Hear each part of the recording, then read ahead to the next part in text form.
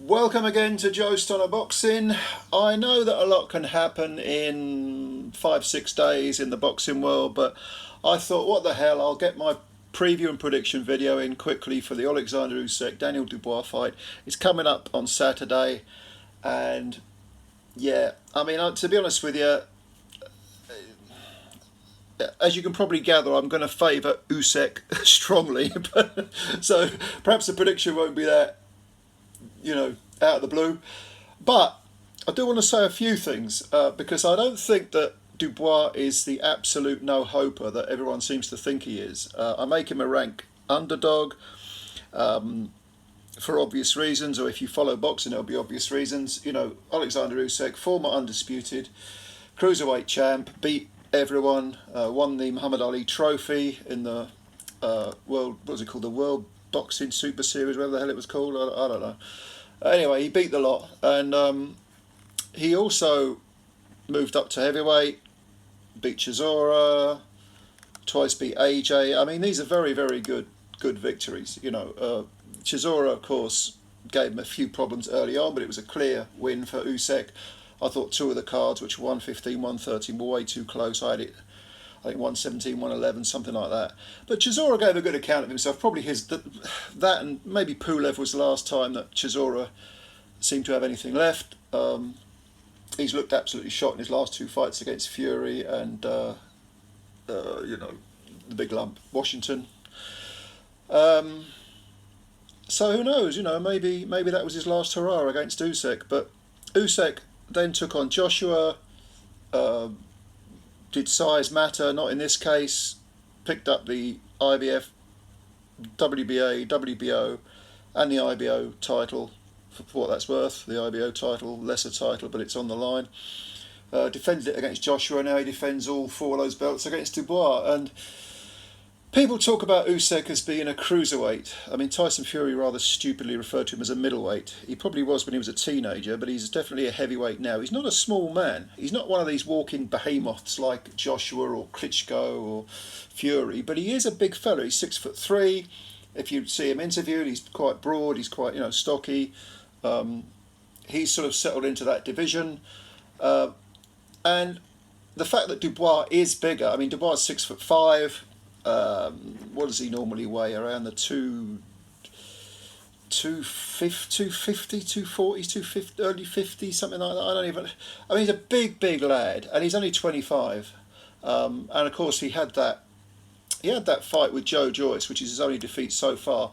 He got stopped in 10 rounds. He actually sat out the count with a busted eye socket. That was for the EBU title, and the British and Commonwealth and EBU titles, I think, and there were a couple of alphabet soup trinkets on the line as well.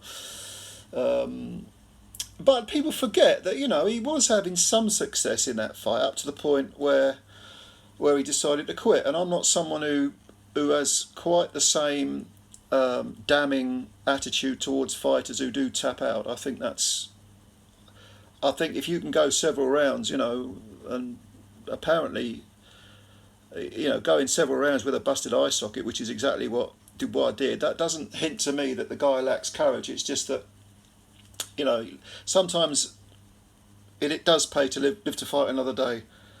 Sometimes discretion is the better part of valour. And yeah, you can say, okay, well, Naoya Inoue in the first fight with, the Filipino, what's his bloody name? I've forgotten his bloody name, Donaire. He fought right to the end and actually floored Donaire with, towards the end of the fight, I think it was the 11th round, and he had a busted eye socket. Yeah, but not everyone's Nonito Donaire. I mean, Nonito Donaire is one extraordinary fighter.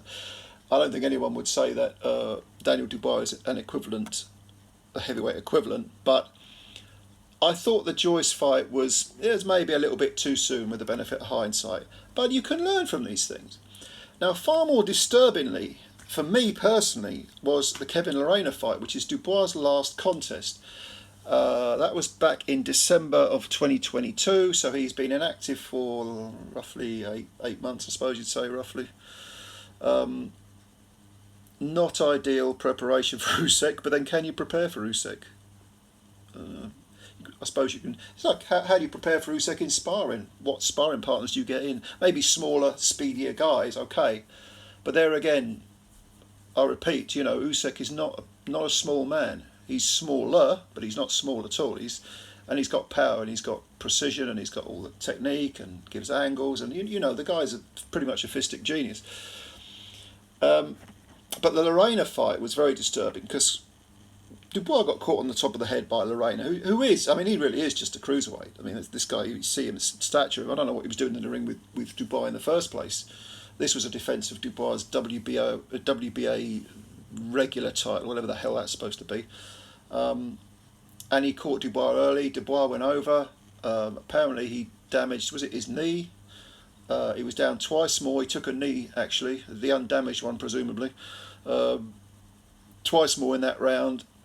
And then he floored Lorena twice to get a third round stoppage. But he kind of got out of jail with that fight, and that was really disturbing how he almost unravelled in that fight. Especially, you can get caught cold, you can get caught on the top of the head, even by a relatively light puncher, which Lorena is, but it was still disturbing to see him on the verge of defeat against such an inauspicious, rather innocuous opponent. That doesn't bode well at all for this fight, not at all. But he's made changes because he left Shane McGuigan, and a lot of people sort of were a little bit disturbed or furrowed their brow a bit and said, what's he left Shane McGuigan for Don Charles for? Well, I can understand why people are saying that, because McGuigan is a young, sort of modern trainer, had a tremendous amount of success with his fighters, male and female, big and small, southpaw and orthodox. You know, he's really proven himself to be a very, very good trainer. But it's quite possible that Dubois, who is a very shy man, I mean, he's a gigantic man, but he's very, very shy, and I think he seems to be quite a sensitive soul. It's possible that an old school trainer who is a sort of father figure, but nevertheless has tremendous passion, could benefit him more psychologically in terms of confidence, in terms of self-belief, self-esteem. A Don Charles figure could instill that in Dubois, and also strip things down and keep things simple. Okay, you're good at this, you're not very good at this. You've got extreme power, absolute power, but you know, and you've just got to put it on him. Hit his arms, hit his elbows, hit his shoulders, hit his head, whatever you're doing, you've got to rough the guy up because you're not going to outbox him. And Charles, to his credit, has kind of said that in interviews. He said, well, we don't just have one game plan. It's not just about charging at the bloke like Peter McNeely against Mike Tyson. I mean, you've got to, there has to be some sort of thought going into it and some sort of refinement. But at the same time, this is a fight. What you don't want to do is what Joshua did, which is stand off and try and box the master boxer. Stupidity, really. So I like Charles, and I like the fact that Don Charles has passion. I only met Don Charles one time. It was when I was queuing up to go into the York Hall, and I spoke to him for about 5-10 minutes, maybe not even 10 minutes. But straight away, the passion came through. I just asked him a few questions about fighters he was training at the time and blah, blah, blah. And when you have someone who is instantly very, very passionate man, a lot of confidence, provided it's controlled passion, a lot of confidence can come from that self-belief. It can be addictive, it can be infectious. You can catch it almost.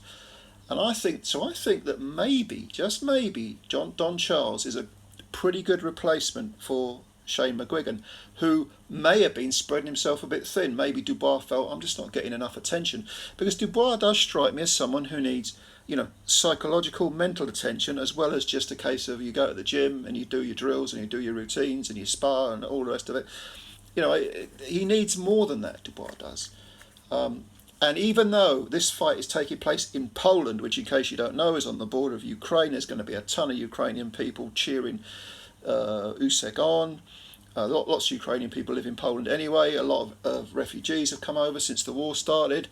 And I think that if you've got someone in your corner who you really trust, who you don't think, but has got your best interest at heart, someone who is passionate, who is going to kind of mentally be in the ring with you, when you go back to that corner, that's going to benefit you. This is the acid test going into the lion's den for Dubois. Can he handle it emotionally? Can he handle it mentally? Now, okay, he won this WBA secondary title against Trevor Bryan in America, but if you saw that fight, which was on one of those bizarre Don King cards, it looked like it was a some sort of high school gymnasium they were fighting in or something. It was terrible, absolutely terrible. So this is not going to be like that at all.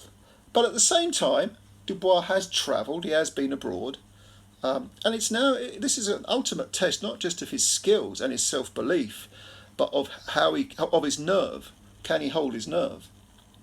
And I think that's, if you're making a prediction, you've got to swing one way or the other. You've got to say, well, okay, I think he's going to hold his nerve, or no, he isn't. If he doesn't hold his nerve, he loses.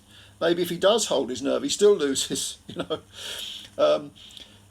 But let's not forget, Daniel Dubois has a big punch. He hits hard, and you cannot overlook, I should say, the power. Okay, he's got to get close, and he's going to get clocked getting close. But if he does have self-belief, if he does think, this is my chance, I'm going to take it with both hands, or you've got to level me, flatten me. And I don't think quitting in the Joe Joyce fight is quite the same thing. I mean, for this is for all the marbles, bar the WBC belt. And if he is in that mindset, I'm just going to tear after the guy, and whatever it takes, I'm going to try to win.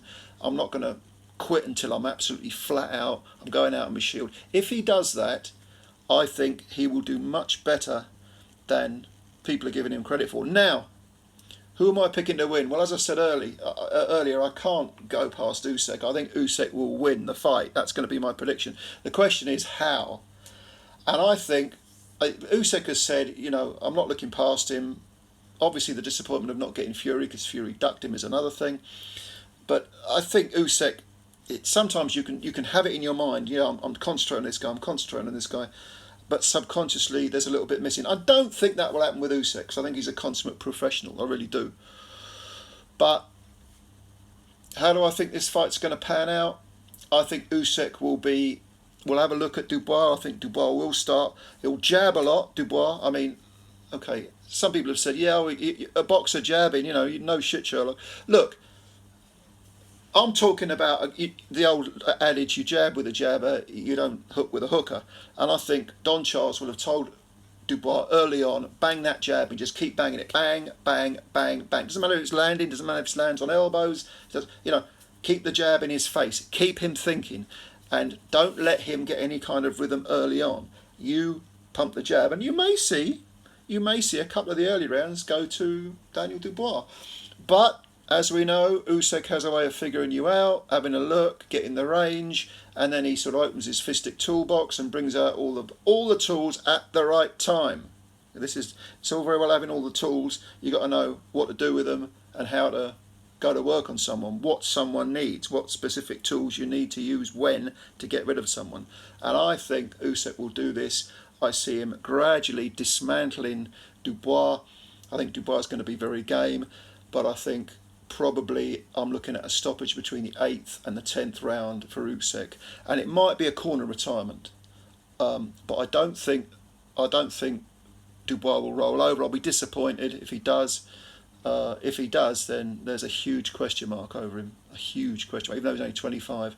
I think if he fights his heart out, loses to Usyk, I think he'll get stopped in about 8 to 10 rounds. But he can actually take something from this, go away and say, okay, Usyk got the better of me.